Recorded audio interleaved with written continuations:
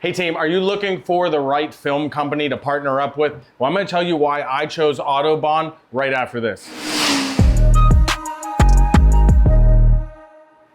Okay, so I've used probably 7 different films. I've used them in different shops, and I've offered, I think, 6 films at various times here. And I eventually settled on Autobahn Incognito. It's got a lifetime warranty. It's also the only film with a no-fault warranty in the industry. So I love those 2 things. And so that's one of the reasons that I settled on Autobahn, in addition to loving the way it installs, loving how slick it is, and how glossy it is with minimal to no orange peel. But one of the great things that we have at Autobahn are reps that are installers. So in many cases and many companies, in my experience, if you're running into an issue with the film, you call your rep, but your rep is a salesperson. Well, in our case, our reps are salespeople, but they're also experienced installers. So I'm going to introduce you to Tony Kiger here and let him tell you a little bit about himself and what his journey has become to get to be a rep for Autobahn.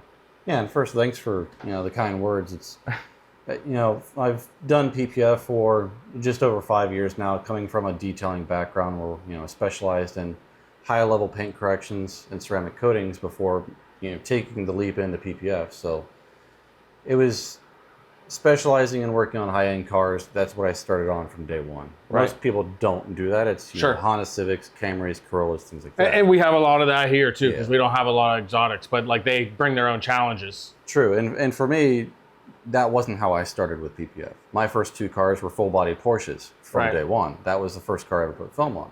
So that learning curve was set a little bit higher. The standard of finish was set higher, but being able to work on those cars and then the exotics that I've worked on, that kind of carrying on a reputation in a portfolio was able to bring me on to being able to be a sales rep.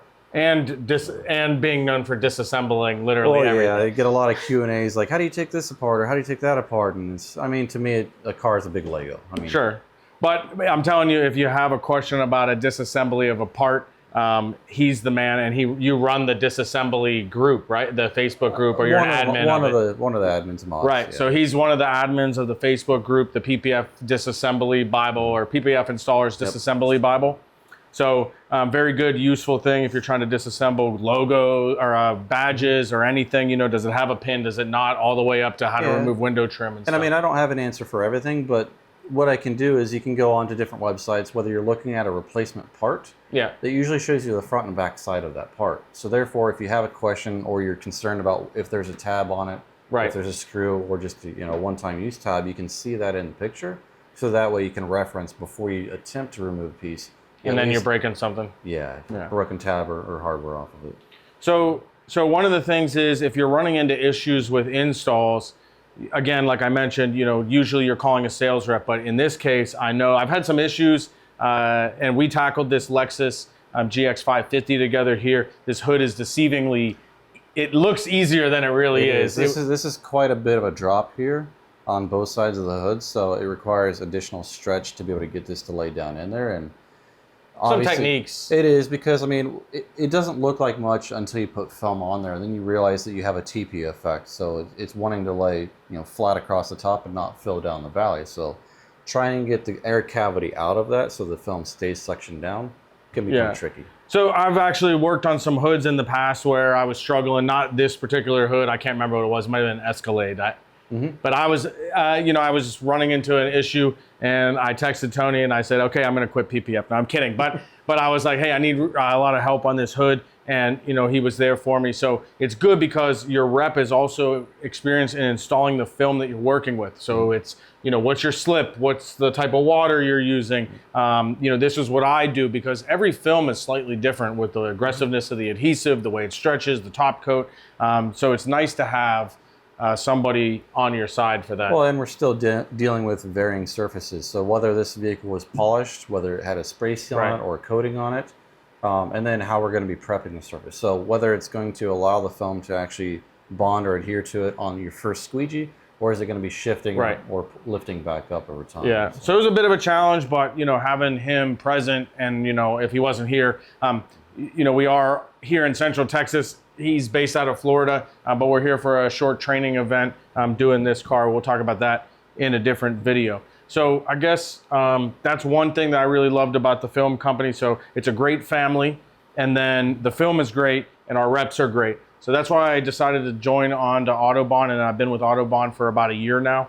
And then I guess we'll ask, because somebody might be watching this and say, well, okay, well, how do I become a dealer? So what's that basic process look like? Yeah, so first of all, like, you know, you can say that the film is great and everything, but if you haven't messed with the film or installed the film, you know, reach out to us, whether it's myself or one of our other representatives, and get your hands on the film. First of all, we need to check and see, is territory available? Because Autobahn is a territorial brand, so we don't overlap dealers. Right. So whether they're an automotive window film supplier or dealer, or a PPF dealer, or even a ceramic coating, we don't overlap those. So that's up to you as for your discretion. So you have this territory. Right. You have the right to say whether somebody else can come in and offer additional services. Okay. So because I don't tint right now, anyways, for example, if somebody that wanted to come in and be a tinter in our area would reach out, we would work out some. You sort would have the sole say in that. Got it. So if you don't offer tint and they do, if that's the only service they're going to offer, they're not going to offer PPF or coatings. Right. Then that's up to you to say whether you allow it or decline it. Okay, that makes sense. You have the first right of refusal in that regards. So. And you brought up a good point. You said get your hands on a sample. That's something I forgot to mention at the beginning. One of the things I really loved about Autobahn is I've been with other film companies and they say, yeah, I'm going to send you a sample. Well, I mean, I can't do anything with a letter sheet. I'm not sending you a sample this big to try to do a hood and see actually how it works. I want you to actually be able to apply it and do it at least at a full panel, if not 2 panels. Because if I'm sending you a little 8x10, you really can't test that film to see. No, because you can't see the stretch necessarily and how it behaves. You can test adhesive as to how well it's going to pull or stick, but when it comes to stretching, it's not going to be achievable. Yeah, so my first install with Autobahn was a full hood that I did with a sample, you know, and it wasn't like a B-roll sample. Like it looked just as glossy. We don't have a B-grade film. I mean, if you're going to be trying it, it's going to be the film that you're going to be purchasing from us every day. And just because I'll mention it, you know, getting a little bit off, I'll just mention it. We don't have the B-grade film. We do have a proprietary film. So this is not a relabeled film that somebody else has. And if you bought that film, you'd be installing the same film. It doesn't exist. No, you can't purchase this film from anybody else but Autobahn. Right. So. Even relabeled as something else, you know. So that's good to know. Some people had questions about that. Is this reboxed or rebranded film? It's not. So anyway, so we check the territory, and then if the territory is open, then we can look at, you know, sending out samples of film, whether it's window tint or PPF. Tint, you know, it's usually between 10 feet to 15 feet, so it's enough to do a full vehicle. Okay. So you can really get an understanding. What it's like to shrink it and all that. Within that sample, if you want to sell a car, you know, you have a car coming in that needs a tint, and you have that particular shade that you want to do for that car, feel free. It's not a wasted product at that point. You're still learning how to apply it, and if you're not removing it, fine. I'm not going to say otherwise in that regard. Yeah, right. But at least you can have a long-term client that you can see how that film performs, and also how well it installs. Same thing with PPF. You know, if this is your own personal vehicle, put it on there. See how it holds up day to day. This is incognito. It is an infused coated film. You'll also notice the clarity, the stretchability, and it is I would say a medium adhesive when it comes to tack.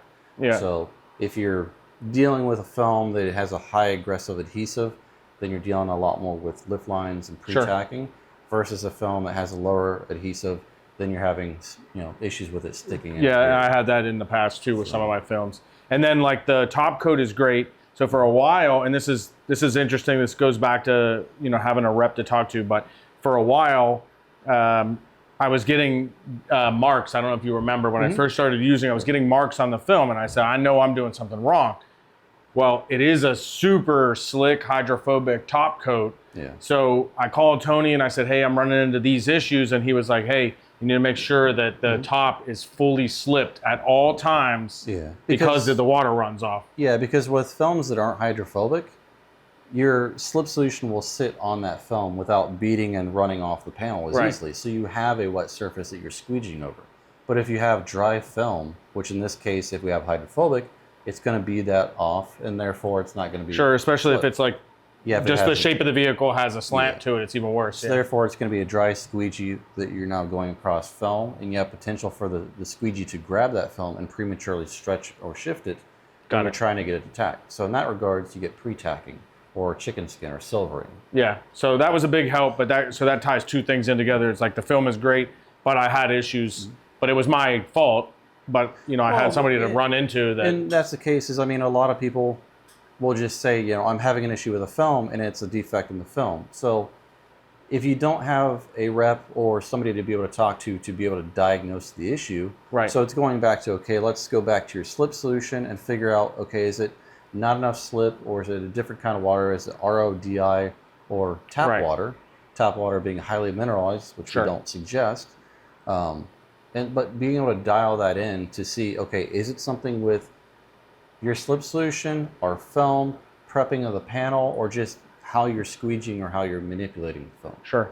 And I'll tell you, a lot of people say like you don't ever mention negatives, right? But I look at it and I go, okay, there's zero company in the world that never makes a mistake. Yeah, everybody makes a mistake. And so I've once or twice had, a small issue with a film, and I said to Tony, hey, I got this issue. Bam, like we rectified that issue. And so, how you handle an issue when there is something wrong is just as important. Like nobody's never going to have an issue, right? Even if it is something that we've done wrong, or it's some issue within the film, or it's something that you're just not handling quite properly on an install, any complaint I want to know about so that we can address it, so we can figure out, okay, is it on our end or is it on your end? Right. If it's on our end, I want to know right now so that we can see, is it just this one roll, or is it a line of Right. So you could stop it before it gets out of the warehouse. But I'm not going to just tell you, like, you don't know what you're doing, there's no problem with the film. No, I want to know so we can legitimately try to rectify that situation. And then, of course, the film comes without a cap sheet, which is crucial to me. But the cap sheet is on until the last second with Autobahn, and then it gets shipped without a cap sheet. So they're checking the film for defects before it goes out. But the end user has the protection from the cap sheet up until the last possible minute. So the clarity stays awesome, but we don't have to deal with the cap sheet on our end. Yeah, because one of the downsides to having cap sheet on the film and being delivered to you as a dealer is we don't have a chance to visually inspect that film. So if there is a manufacturing defect within that, you don't know until it gets to the dealer yourself. So when we remove that cap sheet, we can also see the film as it's transitioning from one core to the other, and be able to scan through that and see, like, okay, can we stop that before it arrives to you? Right. Because there are issues with any time that you manufacture film, whether there's something that gets in the building, lands in the film in production. Sure. I think that was the one issue that I had, and we took care of it right away. It was no issue.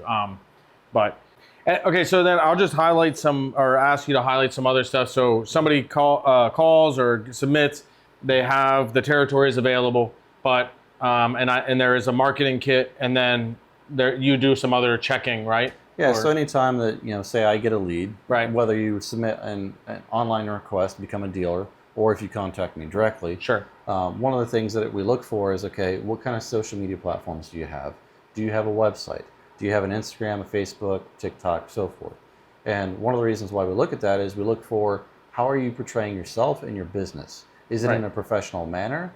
Is it somebody that we necessarily want to associate ourselves with? Sure. Because we don't want to degrade a product. We want to be able to establish a good foundation and a good representation between you and So if I'm posting like a lot of nasty stuff and controversial stuff, it doesn't look good on the brand to be associated. It's in a sense. If it's on your own personal page, well, that's fine. But if it's a business page, that we're looking at, okay, what are our other potential, if you're selling a product and they go to Autobahn's website and they're looking for the nearest dealer and you pop up, and the first thing that they see is just negative posts or, opinion-based things that can go either way. Right. Got it. One of the things is I try not to be opinion-based. I try to be factual. So if I'm going to talk about something, I'm going to talk about it with an educated perspective versus just throwing out my own opinion. Anybody can take it and they can either agree with it or disagree with it. It's up to them. Got it. But I'm here to talk about what we have to offer, and does that facilitate what you're wanting or you're needing for your Well, I mean, at the end of the day, like, it's just how everybody should be acting anyways on their, especially on their business platform, should be professional. Try to act professional. I mean, and it's, you can say what you want, but at the end of the day, we're going to evaluate that and see if it's right to be associated with us. That makes total sense to me. And that's not just to say Autobahn, that's other manufacturers too. They're going to see how you portray yourself, and do they want to be associated with you? Are you bringing a lot of negative impact to other areas of the industry as well? Sure. we're gonna. Yeah, you constantly putting your competitors down publicly on your Facebook page, for example. It's not called for. Not good. Not good business. I might not agree with everything that everybody does, but that doesn't mean I need to voice in that regard. Sure, got it. So they go through all that process. We got a marketing kit, and what you try to tailor right towards. Yep. So we can divide it up whether you're strictly doing PPF or strictly doing tint or ceramic coatings, or if you're offering all of those services, we can mix and match and cater to your needs. So we can go over the marketing kit with them. We also will request a territory map, which is therefore created by the CEO. That gets sent to them, and they have the option to accept it, decline it, or ask for adjustments. Which I think I did adjust for. We kind of adjusted mine slightly. Yeah. So if it's an area that you don't necessarily cater towards people to the west or to the east, and you want to shift it to an area where you do a lot more business, as long as that territory is still open, we can adjust that to your needs. So we can cater that to actually work better for you. Got it. And then that's what we did. That's what we did with mine. I think it was more north-south, and we switched it to east-west. And say if you're a lower volume shop, you just opened up, you're new to the area, obviously your estimated quarterly gross is going to be smaller, which is what we base the territory pricing off of. And say within a year or 2 years, or even later down the road, if additional open space is around that territory, then we can reevaluate the map and expand upon that. Got it. As well as your shop is growing. Sure. Which is good because I'm moving and we're open and hopefully growing. It's justified in that case. Yeah. Got it. So you can see why I made the switch to Autobahn films, and I hope you do the same.